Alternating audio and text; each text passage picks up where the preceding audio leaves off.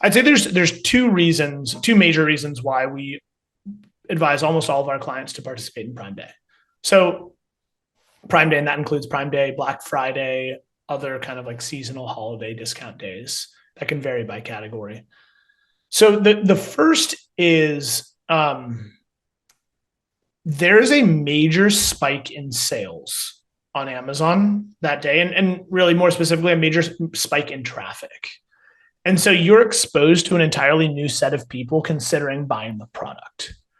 And so that's kind of a rare thing. And I think it's a trend that's coming up more and more in digital marketing. Was talked about recently a lot at the Amazon advertising conference last week, is that a new to brand customer is actually kind of valued differently than a repeat customer. And so your ability to get more new to brand customers on Prime Day just increases.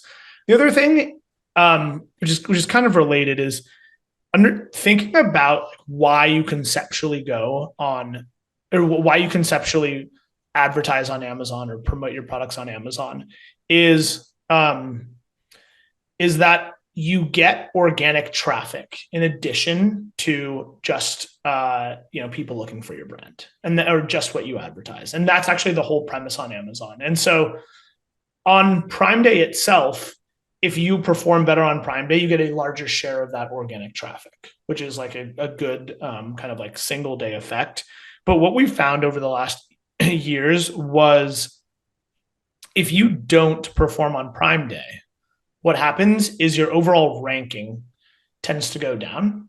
And so what Amazon does is they rank all of their products in terms of how much they sell. And then that organic traffic that they give, which usually comes in places like product recommendations, emails to you, appears on your homepage on the app, things like that. Yep. They send that out based upon your rank. And so if you don't participate in Prime Day, what happens is your rank decays. And if you're a decently sized brand, it takes you a month or two to recover back to where you were before the Prime Day. You are listening to Power Marketing with Kevin Lee. Kevin and his agency Did It have helped thousands of businesses win through superior marketing, as have his books, articles, speaking engagements, and the eMarketing Association Power Marketing podcasts. Here's Kevin. I'm super excited to chat with Chris Moe today. Chris is the CEO and founder of Cartograph, which focuses pretty heavily on the Amazon space, and that's a fascinating area. Amazon's become the product search engine. So where Google may be the general search engine, Amazon's become the product search engine. So let's start off, Chris, with the origin story for Cartograph. What was that catalyst that had you decide, okay, I'm going to do this? Sure. Well, first off, Kevin, great to be here, and thank you for having me. Thanks. Cartograph, we're about 5 years old. Prior to Cartograph, I was a McKinsey consultant, not far from you in New York City, and did that for a lot of bigger companies, mostly in marketing sales type work, some pricing, distribution, and so forth. But my co-founder, John, he'd built the first Amazon team at GE, their consumer electronics division. So light bulbs, extension cords, other types of electronics accessories. Built that into a really big business, realized he had a special skill set and had done enough cords to last a lifetime. And so started doing some consulting on the side, called me up, and Cartograph was born. We really built a niche originally in the food and beverage industry. So worked with a lot of exciting early stage kind of like emerging food and beverage brands. Some of our early clients were or still are Justin's Nut Butters, Country Archer Beef Jerky, Lily's Chocolates, which exited to Hershey, Rayo's, which recently exited to Campbell Soup. And then we've really built a bit of a capability working with very performance-minded brands that are now you could kind of like think of as D2C type brands. So brands like Magic Spoon cereal, Kettle and Fire, and then brands in other categories like beauty, like Starface or Necessaire.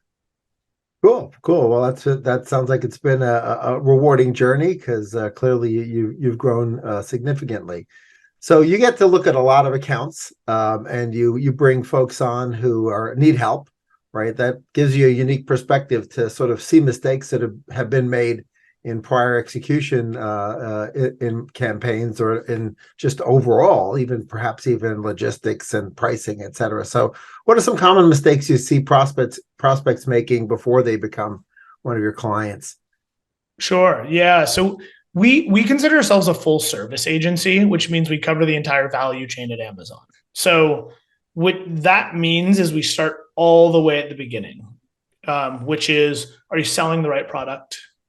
Is your supply chain set up the right way? Is your margins the right? Like, is your pricing set up the right way? And then we, of course, we cover everything through content, performance marketing, full funnel advertising, and so forth. But when brands come to us, there's usually we'll start at the beginning and say, are they selling the right thing on Amazon? And a couple of mistakes that can happen with that, are challenges they might be running into. So one is a profitability challenge where they don't consider all the costs that go into selling on Amazon. They don't consider, advertising budget. Maybe they're in some kind of like legacy agreement with Amazon, which makes their margins upside down. Or they have like a complex supply chain that adds a bunch of cost. And so they don't really stand a chance to be profitable on a unit basis. That's kind of like challenge number one on not having a profitable item to sell. Challenge two is having different types of channel conflict. And actually this is pretty common for even, decent sized emerging brands doing tens of millions of dollars in total sales. At that point, you're in multiple retailers and multiple channels. You're probably selling online in different places. You're probably selling in other retailers like a Walmart, Target, Costco, and so forth. And it introduces two problems. One is Amazon.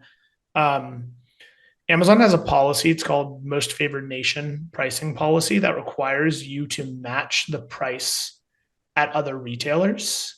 And so what's really tricky is some retailers will post a product online with the in-store price. And of course, that doesn't tend to be viable on Amazon because you actually have to pay shipping and usually build that into the prime shipping price. And so that's one of the challenges. And so figuring out what can you sell that's like a little bit different on Amazon, or what can you do to break the price matching? And then the final one is allowing people to resell and then undercut your own products on Amazon. So people can buy, it's pretty common in the club channel, like Costco or Sam's Club, that they'll buy the product and then resell it. And then all of a sudden you're competing on Amazon with someone else and it just doesn't look as good. It hurts your conversion, all that good stuff. So I'd say those are the big three. And there's the obvious stuff that your content might not be good, or you might not be advertising properly. Or, honestly, the most common problem is you're not able to stay in stock. But those three on getting the assortment right, I think I'd say the most common bigger problems. Yeah, it's funny you mentioned the staying in stock. That was one of our first lessons when we acquired Truth Nutrition, was just how much lead time you have to give yourself to make sure that, a little hiccup, delay of a couple of days just creates this ripple effect where all of a sudden it goes out of stock and then it triggers FBM. And, there's all sorts of things that can happen. Yeah. So you have to be very careful. It sounds so obvious, but it's actually like, if we've worked with about 200 different brands. And if I had to map out all the reasons, we were successful or unsuccessful, probably the biggest reason for not being successful is staying in stock. And it gets way harder in Q4 where we are right now. Happy Halloween to everybody. This is actually the first year I think Amazon stabilized their supply chain a little bit since the start of the pandemic. Like, there's actually reasonable times. Inventory limits kind of make sense. Like, it feels like we're on top of it for the first time since 2019. Yeah, no, it is sort of crazy where, if you're going to hit the gas on marketing and you want to actually ramp up, sometimes Amazon will not let you, right? So they don't want you to send in additional inventory. So you can get hit by both buses coming and going. Totally. And it's actually like you have to do you have to do an advertising marketing forecast at the same time as your inventory forecast, and then build in lead times. It's important to kind of marry the two. And so you end up with a lot of forecasts all the time. Yeah. Yep. So you mentioned that, food is a category you're pretty active in, and other consumables. I think you guys had done a white paper in the sort of nutraceutical category. Yep. And one thing that's, really common there is obviously you've got not only subscribe and save, but you got people reordering. And when I've talked to clients who have that, regardless of whether they're, on Amazon dealing with Prime Day, or potentially even, trying to sort of do an off Amazon Prime Day substitute, right? Because it's turned into a national holiday, basically. Sure. Is that they're concerned that they'll just lose margin, right? Sort of trying to participate in Prime Day for consumable, where it just means the person buys 3 times as much. And then you don't see them for 6 months, right? As long as it's not an expiring product. I mean, when I go to Costco and Rayos is on sale, I buy a lot, right? So to some extent, that's the physical equivalent of that, right? Which is I'll take advantage of a low price for something that isn't going to spoil.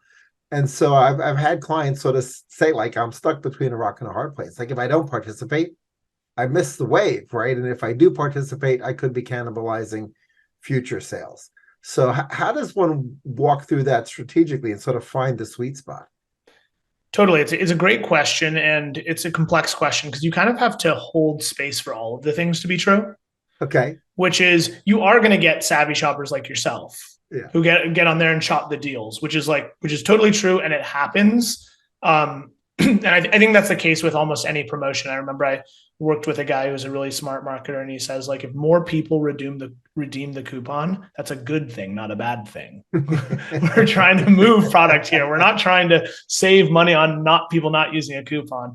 But there certainly is some risk there. I'd say there's two major reasons why we advise almost all of our clients to participate in Prime Day. So Prime Day, and that includes Prime Day, Black Friday, other kind of like seasonal holiday discount days that can vary by category. So the first is there's a major spike in sales on Amazon that day, and really more specifically, a major spike in traffic. And so you're exposed to an entirely new set of people considering buying the product. And so that's kind of a rare thing. And I think it's a trend that's coming up more and more in digital marketing. Was talked about recently a lot at the Amazon advertising conference last week, is that a new to brand customer is actually kind of valued differently than a repeat customer. And so your ability to get more new to brand customers on Prime Day just increases. The other thing, which is kind of related, is thinking about why you conceptually go on, or why you conceptually advertise on Amazon or promote your products on Amazon, is that you get organic traffic in addition to just people looking for your brand or just what you advertise. And that's actually the whole premise on Amazon. And so on Prime Day itself, if you perform better on Prime Day, you get a larger share of that organic traffic, which is like a good kind of like single day effect. But what we found over the last years was, if you don't perform on Prime Day, what happens is your overall ranking tends to go down. And so what Amazon does is they rank all of their products in terms of how much they sell.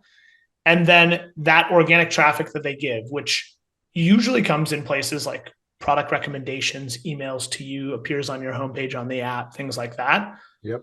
They send that out based upon your rank. And so if you don't participate in Prime Day, what happens is your rank decays. And if you're a decently sized brand, it takes you a month or two to recover back to where you were before the Prime Day. The optimistic side of that is you have a chance to jump up in sales rank on that one day. But we actually do it kind of as a defensive maneuver. And usually we can justify the sales because you have just a really good sales day too. Yeah, that's a great point. And it brings up a question we hadn't really thought about earlier, but you know, I see an increasing number of Shopify stores and Magento stores, rather than exclusively send people to their own checkout, will sometimes actually give the option to the consumer to go make the purchase on Amazon, which is, of course, allows for the brand referral bonus to kick in, right? So that you're essentially recapturing some margin there. But at the same time, I guess that would be a huge factor in maybe increasing the velocity of your product on Amazon, resulting in higher organic rank. So there's lots of interaction effects there that people need to think about strategically that I hadn't even really thought about until you brought it up. Totally. And that's something a lot of brands are thinking about nowadays, particularly in CPG goods that are more expensive to ship. There was kind of this golden era of digital marketing when ads were really cheap, probably 2015 to 2018 or so. And a lot of those brands are now saying, I can't really acquire profitably on my own website.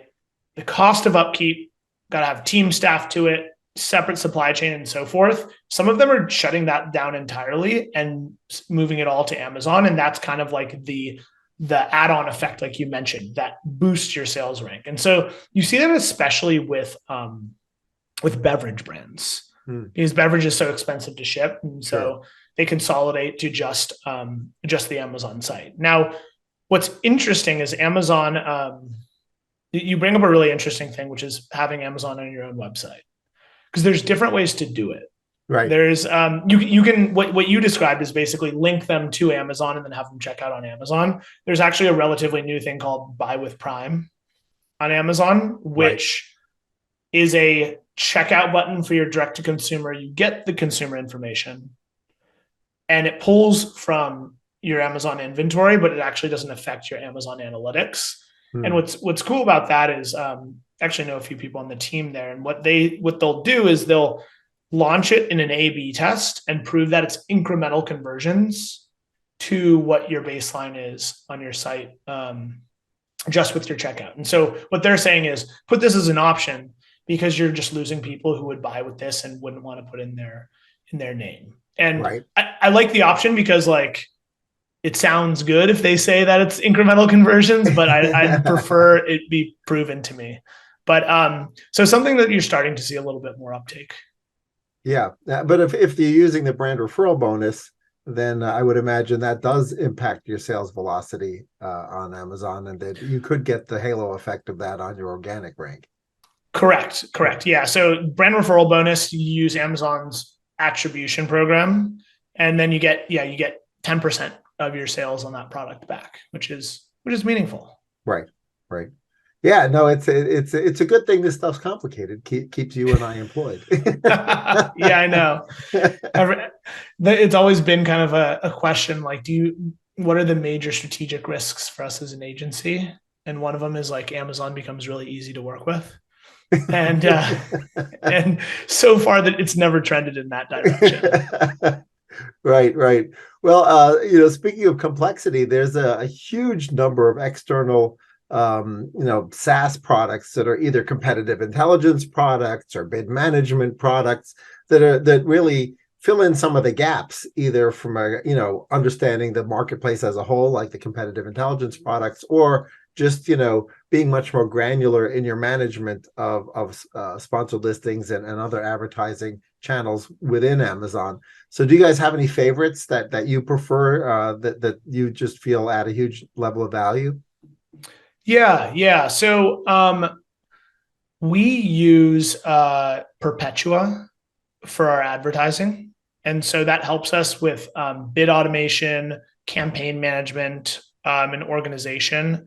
One of our beliefs is that it's really important to stay close to the metal, so to speak, and really know where the bids are, what terms you're bidding on, and so forth. And so it's not like a set and forget type program, but a way to really stay organized and, separate your different targeting types and inventory types into how much you want to spend and really measure different experiments and so forth. So we do that on the advertising side. We also run our own DSP and use some of Perpetua's tools to do that.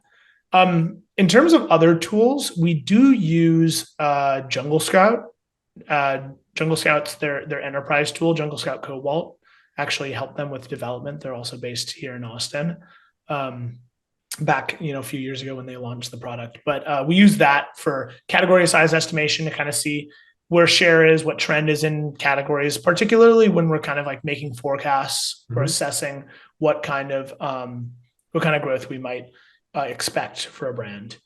Other than that, different tools here and there. We have some of our own analytics that we use. We've developed a pretty detailed playbook about what great content looks like, and kind of how we manage to day in and day out performance management. Right. Well, a lot of folks who live and breathe in the Google ecosystem, particularly for paid search, right? They're used to, even though some of the targeting levers have been removed, they're used to some more granular targeting levers that aren't in the regular Amazon interface, but are available via Perpetua and some of the other bid management tools, in particular day parting, right? But so that can end up being pretty powerful. I know my team and some others that I talk to are sort of holding their breath, hoping for geo-targeting. Right. Any thoughts on whether you think geo-targeting will show up at some point as a targeting lever? In the world of DSP, you can do things that are kind of on the DSP side, it. you can do it. Yeah. Yeah, but in terms of just pay-per-click, I don't know if as likely. I mean, I think that the question that I would pose them is, if your product, assuming your product's in Amazon's warehouses, Amazon already is doing the rebalancing of it. Right. Usually you're doing geo-targeting to optimize for some kind of cost or speed. And Amazon's kind of already taking control of that. Now, if you said, I know that my product doesn't convert in these geo regions, okay, but that would have to have the premise that those regions take a lot of the search volume, but don't take the conversion, which is like reasonably narrow. But so yeah, I wouldn't expect it too much. But the thing is, you can actually get reasonably advanced with DSP audiences in terms of like your repeat purchase marketing, your abandoned carts and so forth. And then you can start to kind of have the same effect of like, once someone's visited your detail page, you can then be like, I only want to really try to convert the ones in certain geos. Right. Yep. So, one of the next layers that obviously one deploys when you sort of reach the max on keywords is you start to look at the competitive conquest of ASINs. So do you have any fun stories about where those have been particularly good conquests of customers, sort of grabbing them out from under the noses of competing products? Yeah, I mean, fun for you and me, Kevin, maybe. But it's actually, I think that competitor conquesting, or like ASIN targeting, or product ASIN targeting, as is often called, generally where you have your product show up on someone else's detail page. I actually think it tends to be one of the more underutilized formats when we do audits of other folks' work. For sure.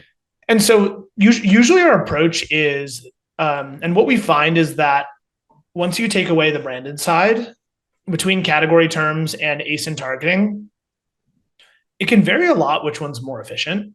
And so what we try to do is kind of create heuristic groups. Like these are similar price competitors. These are slightly different alternates. These are substitutes, or these are complement products, things like that. The question you have to ask is, look at your little product square, which is your image, your abbreviated title, your reviews and your price and your ship speed, and say, okay, do I think I could get some clicks? And then you just test it across all of these things. Get yourself, 10 clicks per, see how expensive it is, how much it converts. And times you end up being a little bit surprised if you're able to out execute them on content, or you have like a little bit better title and so forth. You can have, you can actually have some really good results. And sometimes we see, in a good unbranded world, maybe you're getting 2 to 3x. You could ROAS. You can get that in product targeting if you find the right targets that work for your brand. Now, a fun story I can tell you that is a bit of a cautionary tale is there is a funky workaround, or not, I don't say workaround, but functionality in ASIN targeting right now, where sometimes when you do ASIN targeting, rather than just putting it on the detail page, Amazon will test you on search terms that that product ranks highly for. Mm-hmm. And if you are a product that does really well in your category, chances are that this competitive product might target your own search, your own branded terms. And so what can happen is it can show the illusion of really good performance because it puts it at the top of your branded, and you end up competing with yourself. So it's something to watch out Yeah, for sure. with conquest or targeting. If you say, oh man, we are just doing so well here, this is so efficient, you might be right, but you'd be doing it at the cost of your branded search and bidding that up. So I'd say that's the fun story, though not so fun if you find you're not you're wasting some money. Right, right. You mentioned that your business partner and you both had done pricing related work, and that because you're sort of soup to nuts, starting from strategy through execution for your clients, pricing probably takes a fair amount of intellectual horsepower behind it. And there's two sides to that. One is obviously, do you promote, and to what extent do you promote, and how do you roll out promotions? So there's no shortage of promotional options in order to discount off of your base price.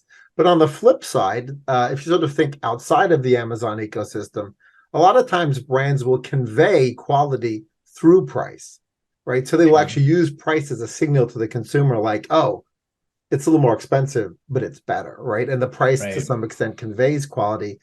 Does that hold true in Amazon, or is it within Amazon, is the sort of fluidity of price essentially result in your inability to sort of get that brand premium that you might otherwise get? Yeah, it's a really interesting question because an efficient marketplace would suggest that price matters the most, right? Like Right. long term, if you put two products that are very similar next to each other, the one with a lower price will win. And I think at a very, very large scale, that tends to be true. But the interesting thing on Amazon is that it's not that efficient because consumers don't know how to find all the products. Right. And then the other is products rarely actually look that similar. Mm-hmm. I mean, certainly, in some categories, like a spatula is going to look super similar to another spatula, right? And those tend to be a race to the bottom. But we tend to work with brands that are all premium priced. And so your job is, namely with content, making sure that your content conveys the value and then consumers agree with it in the reviews. You can generally command a pretty good price premium. Right. We use a triangulation approach for pricing on Amazon. We say, first, what does the total P&L net margin allow? So run the margin analysis of like what's the total fully loaded cost to run this product on Amazon and what's your net. Where do you price on other channels? So like where might you want the product to sit? And this is important when you're dealing with like a D2C channel. You don't want to cannibalize. And then lastly, where do you want to sit relative to peers on Amazon? And like, if you look at categories, you often find that there's like multiple tiers. There's the low price takers and the higher price takers. And especially in consumables, there's a lot of people who don't go to the lowest price. So they kind of see the value in something a little bit nicer. And, these brands might tend to have brand equity and so forth. So very long answer to your question, but yes, we pretty much our entire portfolio are not low price movers. And we tend to not be a price drop strategy unless we kind of use that as a like final move. If we really don't think we can build a sustainable business at the current pricing because of positioning or relative positioning to other products, we'll move price. But otherwise, usually you try to win up where you're positioned. And if you're trying to maintain price, are there situations for some of the brands that you work with where you will suggest more aggressive use of some of the promotional discounting? There's a variety of ways, obviously, you can deploy that as well. Have there been any successes where those work to sort of wrestle share away from other folks? Yeah. Sometimes we actually don't do it all that much. We'll do discounts for subscriptions for sure, and Right. those tend to work quite well and end up being worth it on a lifetime value basis. And then we'll run coupons. Certain categories respond well to coupons, but taking a low price approach long term,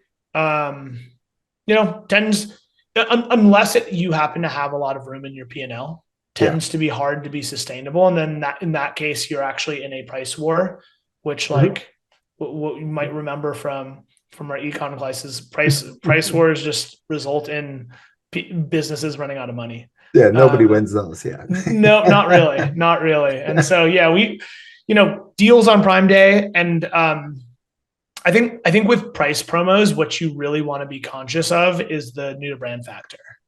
If you're able to draw totally net new traffic, and that's kind of the power of Amazon deals. Like, your merchandise on the deal page and you get a entirely different set of people. But if you just price drop and you're advertising in the same place that you've been advertising, you're probably getting the same people. Yeah. And yeah, in that case, you could argue you're not really not using your margin well. Yep. Another related question is, I've seen some innovative ways that brands that have multiple SKUs that are related using bundling, which is sort of another way to sort of make it perhaps a little bit more attractive without eroding much margin. Have you found any success with that with clients? Yeah, absolutely. We do a lot of bundling. I mentioned earlier some of the challenges with price matching and so forth, and bundling can be a good way to get away from that. Generally speaking, variety packs where you have different flavors or types of products tend to be the best sellers on Amazon. Even people who buy them, they don't switch to their favorite flavor. They just like to kind of cycle between different flavors. But other reasons bundling can be successful is like for gifts.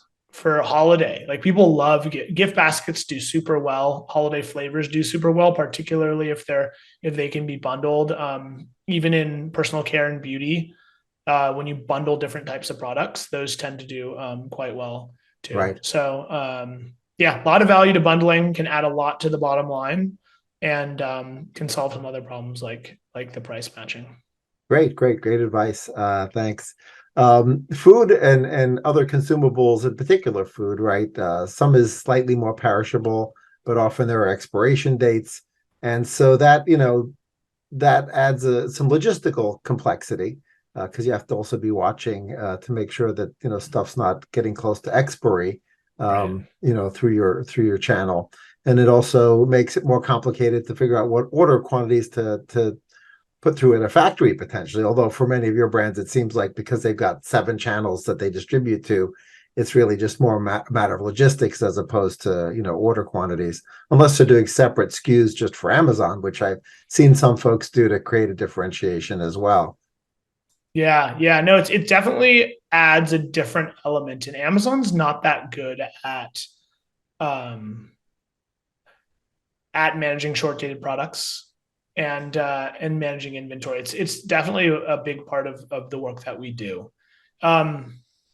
Generally speaking, you need to have, let me make sure I get the numbers right. You want to have 5 to 6 months when the product arrives at Amazon, and they will start to send it back at around 3.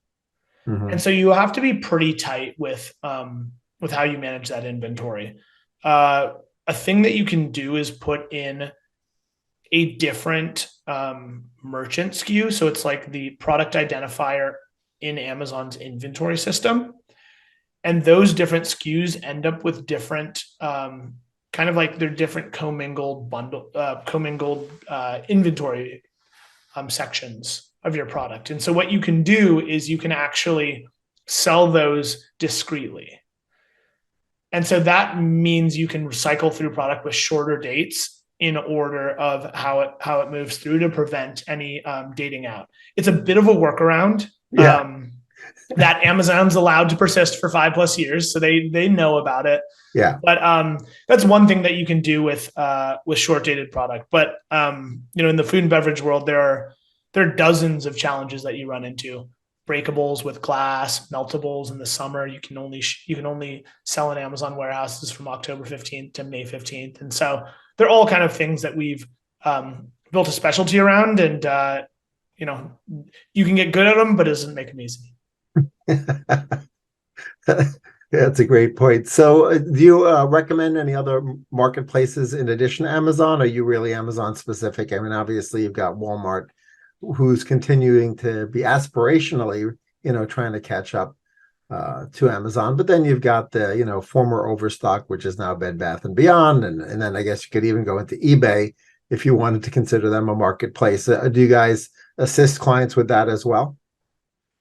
We do a little bit here and there. We've done some work on other retailers, the bigger ones, Walmart, Target, Costco, Kroger.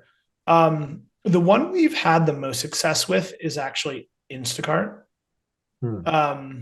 where there is enough sophisticated advertising tools that you can start to actually scale your spend.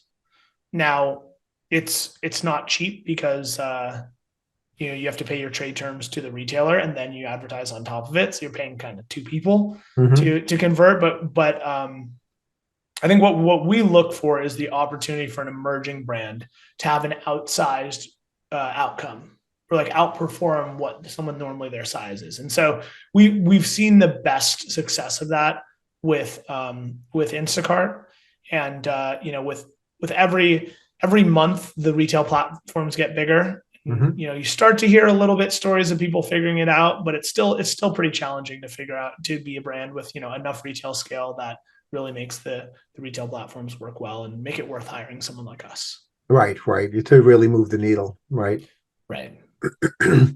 So a lot of DTC brands in particular, and maybe CPG brands, have a love-hate relationship with Amazon because of their other channels. And they would prefer to have a direct permission relationship with their customers, right? They want to be able to communicate with them. So how do you reconcile that with clients so that they can sort of find that perfect balance? As you indicated, a lot of times there are logistics issues with your own Shopify or Magento store, and that you don't have sort of the economies that you might have in an Amazon. But at the same time, often a manager of a P&L at a company might be like, yeah, but the marketing wants to have the email address. Marketing wants to be able to communicate via SMS. And so, you're trading things off. Totally. And it can be a challenging conversation. I think usually the place that we start it is first with data that we've experienced, which is when we've launched brands and been able to track consumers across a D2C channel in Amazon, we usually see about 3% of consumers that would move either way in both directions. Right. So it's smaller than some people expect. Of course, that assumes that you have some degree of product uniformity across the two. Like If you make something much cheaper on one, you'll get some movement. The other that I think has gotten a lot of founders of D2C brands across the line is that you leave a lot of value on the table if you're spending on advertising outside of Amazon, if you don't have an Amazon store. So what we find is in terms of paid social spend, you get about 0.25 ROI in unattributed Amazon sales. So someone sees your ad, pull open Amazon, type in the brand name, and buy your product.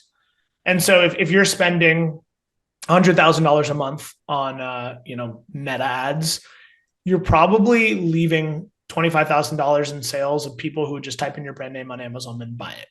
And those people tend to be people who just don't shop on D2C stores. Amazon skews a little bit older, head of household. And so that's usually how we start it, which is like, hey, we should baseline at doing this. And like usually the other benchmark we use is Amazon should at a baseline be 10% of your D2C up to 20 to 30%. And usually that's meaningful enough to get people across the line. And so we've done a number of D2C launches that have been pretty successful, from Magic Spoon to Momofuku and Starface and so forth. And it's always been a conversation of like, okay, what are we going to offer? How do we make sure? And sometimes we'll price things a little bit higher on Amazon if we want to be conservative. But yeah, usually the platforms, they interact less than people would expect, I think, is usually there's just Amazon shoppers and direct-to-consumer shoppers. Yeah, I think that's my key takeaway from your answer, which is, the consumer is going to shop where the consumer wants to shop if they Right. can, right? And they don't want to be Right. disappointed when they, type your brand into Amazon and they don't find it there. Yeah. Yeah, so There's some brands that we work with too. If you are a brand that's very holiday or season oriented, for example, your own D2C shipping stops being useful, a week before Christmas, whereas Amazon can be um, up to 3 days before Christmas in some cases. And so sometimes they'll use that as like a different speed shopping and kind of move between the channels. So there ends up being like, if you really get creative, you right. can kind of like pass consumers between the channels for when their strengths benefit most. Absolutely. One other thing that's I think still fairly underutilized, and maybe because it should be, is influencers on Amazon. You sort of think about influencers in each of the social platforms, a TikToker or an Instagrammer or whatever. And there's absolutely bleed over from those into Amazon. But what about it, the influencers within there's opportunities for them to sort of exist within the Amazon ecosystem as well as external. Yeah, it's an interesting point because most influencers tend to have their audiences on the social channels. Right. So it kind of so like, do they have an advantage being there? Probably. But then what you have to say is like, okay, even is the buying experience even, right? Is Instagram shop or TikTok shop as reliable, trustworthy, already has your info as Amazon? And the answer tends to be no. Now, the question kind of becomes like, okay, but should the influencers push people one way or another, or tell people to go one way or another? I don't have a super strong opinion on that. But kind of in the same way of what I mentioned before, is people just will open up the Amazon channel and go to it anyway. And so actually TikTok's the most interesting one.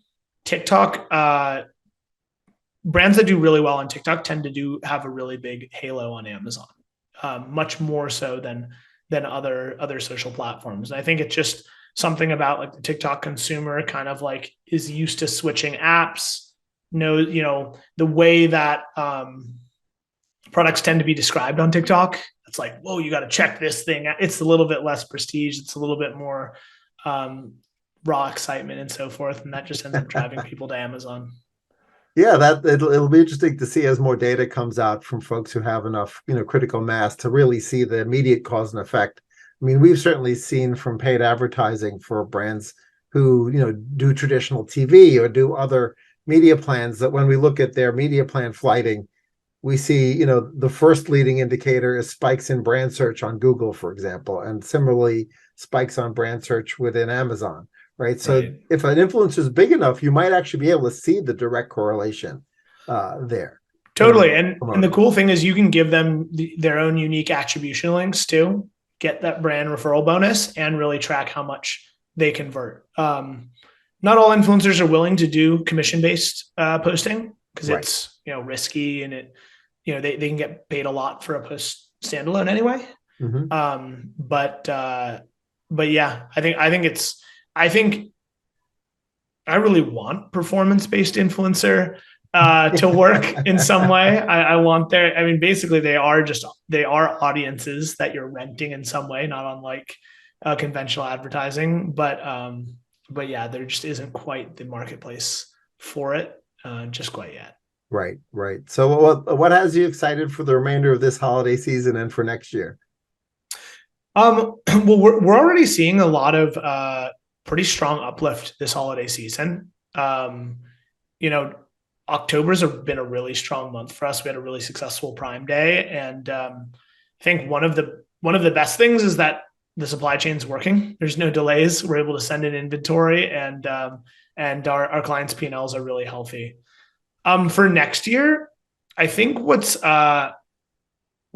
I'm excited about on Amazon is digging in a little bit more into Amazon's marketing cloud and really understanding how Amazon can drive acquisition at a top of funnel kind of way. next year we're moving to a cookieless environment across Google as well. And so a similar impact to what happened in iOS in the last few years is going to happen. And so even though, performance marketing on Amazon was always pretty efficient, acquisition marketing on Amazon has never really gotten the spotlight, but more and more of our clients are starting to say like, well, a lot of our consumers are there. Our category is big. Why don't we push performance, or why don't we push acquisition on the top level on Amazon? And so I think we're going to do a lot more exploration there. Yeah, I would agree. They've certainly got a really rich data set that they can overlay on top of their DSP, right? And Exactly. They're not going to let that out anywhere else. So that's pretty much the only place you're going to be able to use that data set.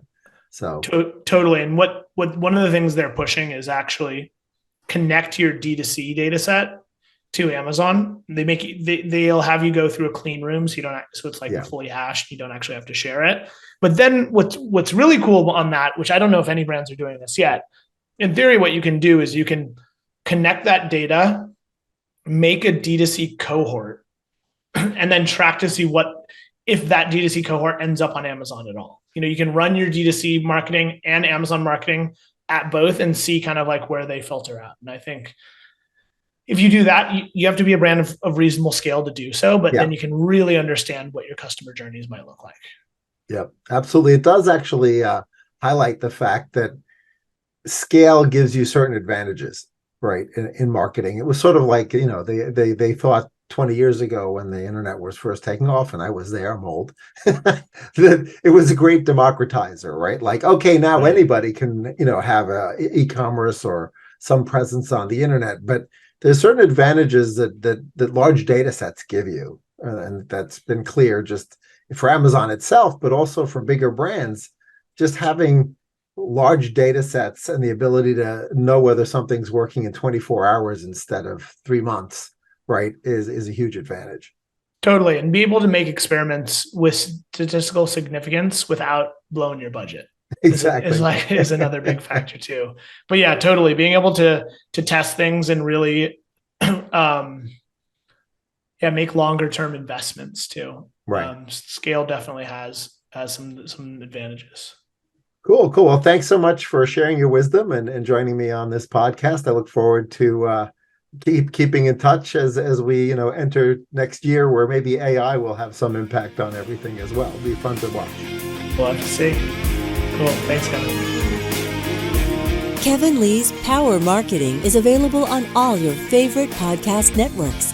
Kevin loves helping businesses excel at marketing. Having marketing challenges?